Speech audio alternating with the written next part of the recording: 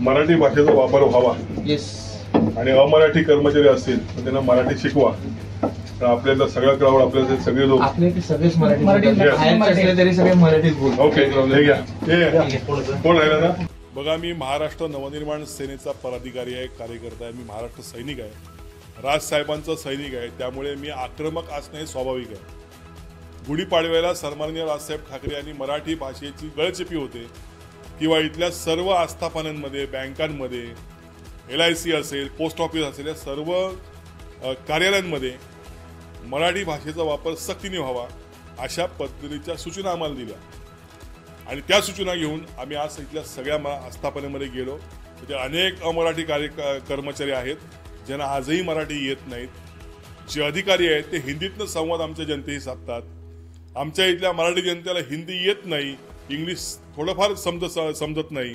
अशा लोकांना आपल्या व्यवहारामध्ये त्यांना अडचण निर्माण होतात.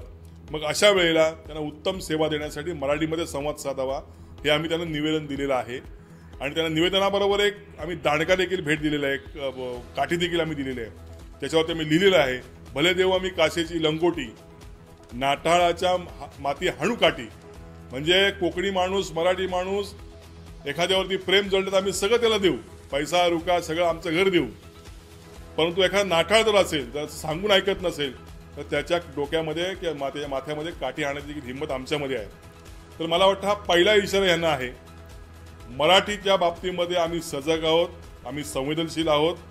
आणि जर का 15 दिवसामध्ये या लोकांनी मराठी शिकली नाही किंवा आपले मराठीमध्ये व्यवहार केले नाहीत तर त्याच दांडक्यांनी त्या सगळ्या कार्यालयाच्या काचा फुटतील अशा पद्धतीने आम्ही सूचना देऊन आलेल्या आहेत. मला वाटतं रिझर्व्ह बँकेचं परिपत्र गेल्या 5 वर्षापूर्वीचं आहे की सर्व बँकांमध्ये तिथल्या स्थानिक भाषेमध्ये व्यवहार झाले पाहिजेत.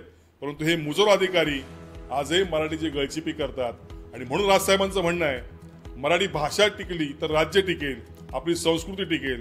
आणि भाषेवर तुम्ही ठाम असाल तर आपल्या राज्याची प्रगती होऊ शकते.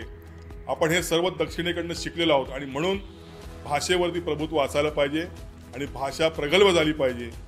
देशाचे पंतप्रधान सन्माननीय नरेंद्रजी मोदी यांनी मराठी भाषेला अभिजात भाषेचा दर्जा दिला.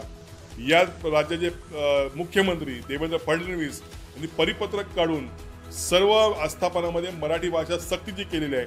तरी देखील हे अधिकारी मुजोर वागतात. त्यांना आता धडा शिकवण्याची वेळ आलेली आहे आणि म्हणून गाठ मनीषेची आहे. म्हणून आम्ही प्रातिनिधिक स्वरूपात दांडका दिलेला आहे.